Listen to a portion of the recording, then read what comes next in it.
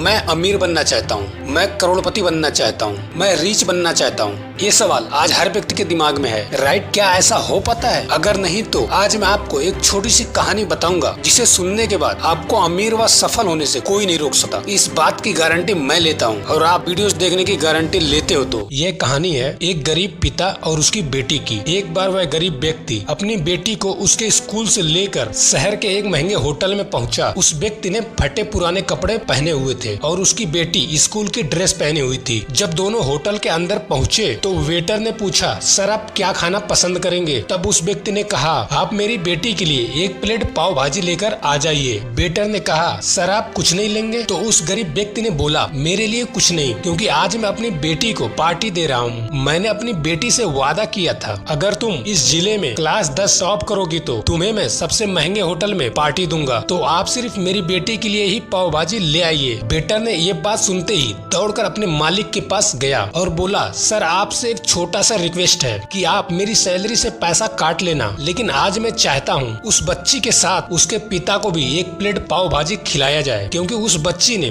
पूरे जिले में क्लास 10 टॉप किया है। वह गरीब पिता है, ज्यादा पैसा उसके पास नहीं होंगे, इसीलिए कह रहा है सिर्फ बच्ची के लिए ही ले आओ। होटल के मालिक ने जब ये बात सुनी तो मुस्कुराते हुए बोला, तुम उसके पिता के लिए पाव भाजी लेकर जाओ और उसकी बेटी के लिए भी लेकर जाओ, पैसे मत लेना, और 4-5 पाव भाजी पैक कराकर भी ले जाओ और साथ में 2-3 किलो मिठाइयाँ भी लेकर जाओ और उससे कहना ये पार्टी होटल की तरफ से है। जब वेटर ने 2 प्लेट पाव भाजी लेकर गया तो वह व्यक्ति चौंक गया और बोला, मैंने तो एक ही प्लेट मंगवाई थी, मेरे पास इतने पैसे नहीं हैं। तो वेटर ने बोला, अरे सर शर्मिंदा मत कीजिए, ये पार्टी होटल की तरफ से है और आपकी बेटी हमारी बेटी है ना, ये मिठाई लेकर जाइए, आप खुशी मनाइए। पिता और बेटी दोनों बहुत ही खुश हुए और चले गए। कई साल बीत गए। उस गरीब पिता की लड़की अब यूपीएससी की तैयारी करके कलेक्टर बन चुकी थी और इत्तेफाक से उसी शहर में उसकी पोस्टिंग हो गई। उस लड़की ने उस होटल में सूचना पहुंचा दी कि मैं उस होटल में लंच करने के लिए आ रही हूँ। होटल के मालिक ने जब ये बात सुना तो होटल को पूरी तरह से सजवा दिया। गाँव में ये बात पूरी तरह फैल गई और कस्बे के सभी लोग उसे देखने के लिए आने लगे। जब कलेक्टर अपने पिता के साथ उस होटल में पहुंची तो कलेक्टर ने